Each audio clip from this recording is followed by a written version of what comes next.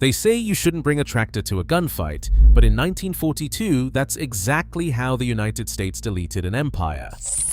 This is the incredible true story of when America put tractor engines in tanks, and why the Japanese generals panicked the moment they saw them. While the totalitarian thugs in Tokyo were building delicate, over-engineered toys, the sleeping giant was in the heart of the Midwest, ripping engines out of farm equipment and bolting them into 30-ton steel monsters. These arrogant aggressors thought American industry was too slow to catch up. They were dead wrong. While the Axis butchers were scavenging for scrap metal, a secret mechanical mutation was happening in American factories that would turn a humble farm engine into a terrifying sledgehammer of war. But there was one specific engine, a forbidden industrial beast, that was so loud and so violent that it changed the rules of combat forever. What was the secret tractor tech that allowed American boys to crush an empire before the enemy even knew what hit them? In the war rooms of Tokyo, confidence ran high. Imperial planners gathered around maps of the Pacific, convinced that the American industrial machine was too sprawling, too slow, too fragile to keep pace with their lightning offensives. Their intelligence files, stamped with the red seal of the General Staff, calculated a window: 6 months. 6 months before America's supply lines would snap, before the factories of Detroit and Chicago could even begin to retool, before the US could hope to replace what was lost at Pearl Harbor, Bataan, or Wake Island. The logic was simple: strike fast, seize ground, and force Washington to the bargaining table before the so-called arsenal of democracy could find its footing. Japanese naval studies, circulated in the spring of 1942, described the United States as a nation with guaranteed limited reserve tonnage and a supply chain that would collapse within 6 months of sustained combat operations. Army memoranda echoed the same refrain. If the Philippines and New Guinea fell quickly, the Americans would never have time to mobilize. Even the legendary Admiral Yamamoto, though privately uneasy, was swept along by staff officers who believed that the United States would run out of fuel, ammunition, and the will to fight long before the leaves turned in New York. This 6-month prophecy shaped every Axis move in the opening campaigns. Carrier groups surged south. Armored columns rolled through Malaya and the Dutch East Indies. On paper, the numbers favored Japan. The United States had only 1,200 tank engines in reserve, nowhere close to the 30,000 needed for a global war. Axis planners saw American industry as a lumbering beast, powerful but slow to anger and even slower to act.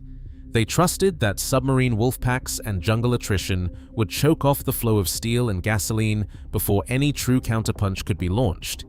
But this was not the America of their intelligence reports. Beneath the surface, a different kind of war had already begun, a contest not just of armies and admirals, but of factories, foundries, and the raw will to reforge a nation's machinery overnight. The Japanese 6-month timetable was not just a miscalculation.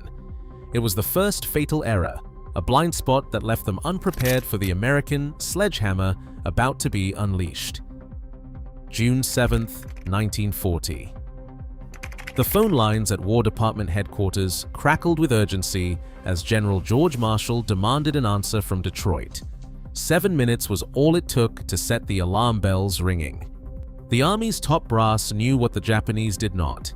America's armored future was on a knife's edge, and the clock was ticking. In Washington, the Ordnance Committee gathered for a tense session. The minutes from July 15th, now yellowed in the archives, spell out the crisis in plain language.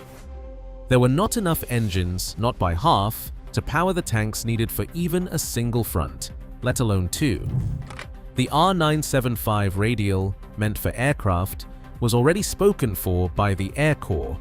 Every alternative was either untested, underpowered, or simply unavailable.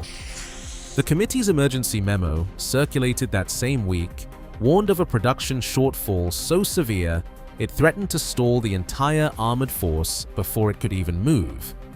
General Marshall's demand was blunt: find a solution or risk ceding the initiative to the enemy.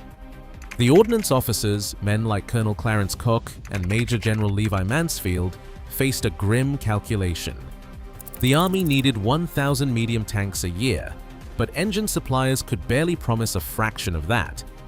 The minutes from July 15th record the moment in dry bureaucratic prose, but the reality was stark. Without an immediate pivot, the United States would enter the war with a hollowed-out armored core. The War Production Board, still in its infancy, scrambled to reassign priorities. A flurry of memos crossed desks from the Pentagon to the Detroit Arsenal, each one more urgent than the last. The Ordnance Department's internal survey, completed in late July, listed every engine on the continent that could be pressed into service. Tractor diesels, bus engines, even experimental multi-bank monstrosities, nothing was off the table.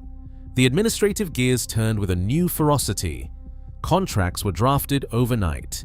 Civilian suppliers were summoned to Washington and told, in no uncertain terms, that the fate of the nation's armor rested on their assembly lines. By the end of that fevered summer, the industrial pivot was underway. The old boundaries between farm, factory, and battlefield began to blur.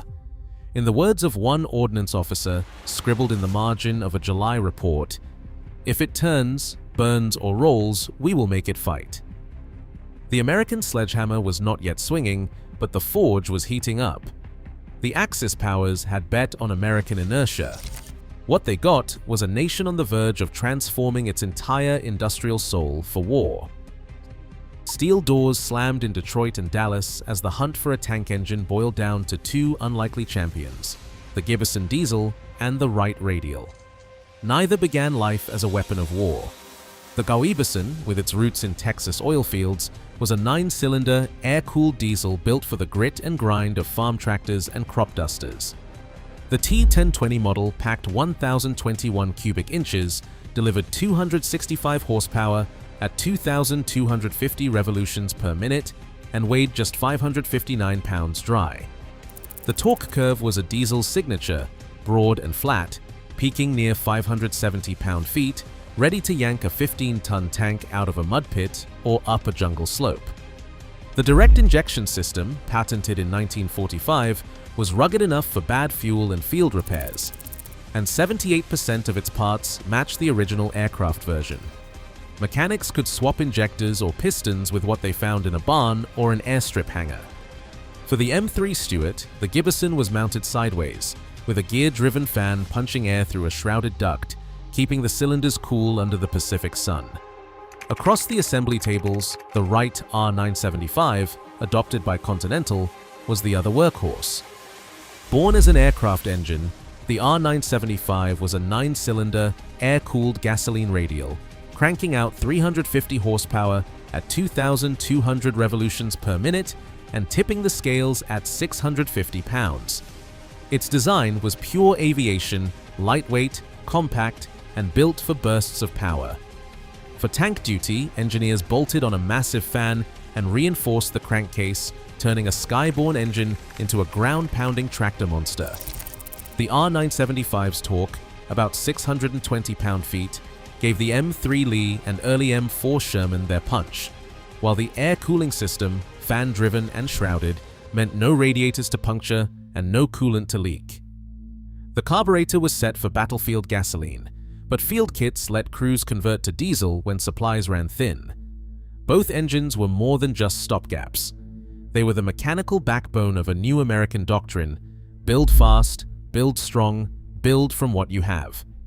The Gibbison's diesel efficiency meant longer range and less fire risk.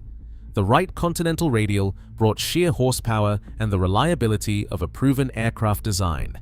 Fan mounts, custom shrouds, and reduction gears were hammered out in weeks, not years. The result was a fleet of tanks powered by engines that could be serviced with wrenches meant for tractors or biplanes, engines that shrugged off mud, rain, and jungle rot. In the hands of American mechanics, these engines became characters in their own right, growling, clattering, and roaring their way through the Pacific. Proof that American improvisation could turn farm and flight into battlefield steel. The Axis bet on precision and scarcity, and America answered with rugged simplicity and an industrial sledgehammer. Orders from Washington hit the factories like a thunderclap. William Knudsen, once a Ford mechanic, now head of the War Production Board, didn't hesitate. He called for steel, blueprints, and men ready to work around the clock. The arsenal of democracy shifted from slogan to reality, its gears turning with a new urgency. Detroit's answer was the GM A57 engine, a feat of improvisation, 5 Chrysler 6-cylinder blocks fused into one. This wasn't a designer's dream, but a mechanic's solution, built from the bones of farm tractors and sedans. Early trials were rough, overheating, vibration, a tangle of linkages. But by autumn 1942, 70% of the A57 engines passed their first Ordnance Department inspection. That number, unthinkable before the war, set a new standard. Each engine stamped GM was a direct reply to doubts about American resolve. Ford's Rouge plant moved just as fast. The GAA-V8, born from a scrapped aircraft project, was reimagined for tanks in months. Its block, carved from a single casting, could take the pounding of war, mud, shellfire, bad fuel. 92% of the first GAA V8 engines cleared acceptance, a figure that left competitors scrambling to keep up. Ford's lines, once filled with Model Ts, now pushed out tank engines and hulls at a speed that defied Axis calculations. The War Production Board's emergency contracts left no room for hesitation. Language drafted in 1942 handed Knudsen and his team sweeping power: seize machine tools, redirect steel, override civilian orders. The results were immediate. By the year's end, tank engine production had tripled. The GMA 57 moved from the drawing board to the battlefield in under a year. Ford's GAA V8 rolled out by the hundreds each week. Ordnance acceptance logs, stamped in black ink, charted a relentless climb. This wasn't luck. It was the product of a culture built on interchangeable parts, constant testing, and the conviction that every obstacle could be solved with more hands and harder work. The Japanese had counted on delay. Instead, they faced an industrial avalanche. The arsenal of democracy was fully awake, and every accepted engine was a promise delivered to the front. On Guadalcanal, the difference between survival and disaster often came down to the men in grease-stained coveralls working in the choking heat behind the front line. The maintenance crews of the 1st Tank Battalion, drawn from farms and factories back home, faced a brutal arithmetic: keep the tanks running or risk the line breaking. In the field, a Gibbison diesel or Wright radial wasn't just a machine, it was a lifeline. Mechanics learned to break down an engine block in the mud, swap injectors or a cracked head with nothing but a toolbox and a crate of spares, and have the tank rolling again in under 4 hours. Battalion logs from November 1942 record average repair times for engine faults at just 4 hours, a figure that stunned even seasoned quartermasters accustomed to days-long delays. Availability rates tell the rest of the story. For the first 3 months of the campaign, 85% of the battalion's tanks were listed as operational at any given time. That number, pulled from daily readiness reports, stands in stark contrast to the Japanese, whose own logs reveal tanks sidelined for days by a single failed injector. Every convoy that landed at Lunga Point carried not just ammunition and rations, but engine crates, an average of 12 to 15 per shipment, ready for immediate swap-ins. Depot procedures, hammered out in stateside manuals, but rewritten in the jungle, relied on modular parts and interchangeable components. Mechanics could pull a Gibbison out of a Stuart, drop in a fresh block, and have the tank back in the line before dusk. The American sledgehammer was not just forged in Detroit, it was rebuilt, piece by piece, in the red mud of Guadalcanal, where every hour shaved off a repair meant another tank in the fight. Intercepted Japanese naval messages, translated by the Office of Naval Intelligence after the Battle of Midway, carried a note of disbelief. One admiral wrote of the unending flow of replacement aircraft pouring into the Pacific, a phrase that landed with the weight of a verdict. Japanese commanders, who had wagered everything on a 6-month collapse of American logistics, now faced a reality that defied every calculation. The battle itself was brief. 4 Japanese carriers were lost to a single American carrier, and the aftermath revealed a deeper shock. While Japanese repair crews scoured battered flight decks for salvageable parts, American carriers were already being resupplied with fresh planes and engines shipped straight from the assembly lines of Cleveland and Buffalo. Those translated intercepts, preserved in wartime intelligence files, record Japanese staff officers struggling to explain why the Americans could replace entire squadrons in days. One translation reads, "The enemy's supply is without limit. Each loss is answered with a new machine." The contrast was absolute.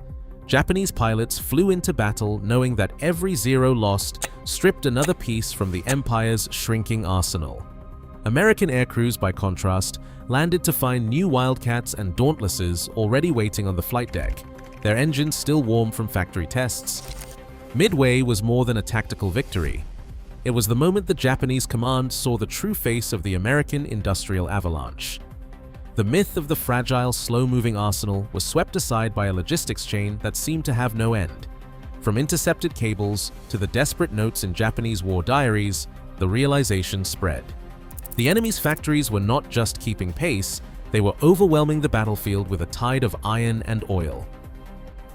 The War Production Board's ledgers tell the story in numbers that defy belief. 300,000 aircraft, fighters, bombers, and transports rolled off American lines between 1940 and 1945. 86,000 tanks, from the first M3 Lee to the last Sherman, thundered out of Detroit, pressed into crates, and shipped to every corner of the globe.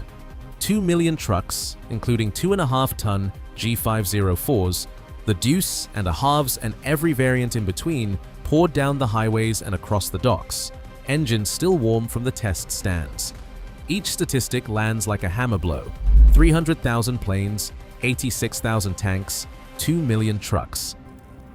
The scale was not measured in factories, but in continents. Axis generals, who once counted on American inertia, now faced a reality measured in steel and gasoline, a storm of machines, relentless and unending. In the final months of the war, the Axis powers could no longer hide from the truth written in their own diaries and cables. A battered Japanese war journal recovered on Okinawa confessed that the enemy's factories were a continent-wide furnace. Every day, more steel and engines rolled off the belts, and our own depots were emptying faster than we could resupply. It was clear that the United States would outproduce us in every category. The myth of American fragility had collapsed under the weight of a reality no general could ignore. Admiral Yamamoto, haunted by the industrial rhythm pulsing across the Pacific, told his staff that he feared the Japanese people would be driven to the point where they had no choice but to accept the terrible fate of being crushed by the overwhelming production capacity of the United States. In the end, the war was not just lost on the battlefield, but in the echo of forges and the thunder of assembly lines. This was a prophecy fulfilled and a warning written in steel. Factories once built for harvest thundered into war, forging an industrial avalanche no empire could withstand. Today, American muscle still shapes global power, where logistics, not just firepower, tips the balance. Every modern conflict is a test. Can any adversary outbuild the American sledgehammer, or will the lesson of iron and assembly lines echo on?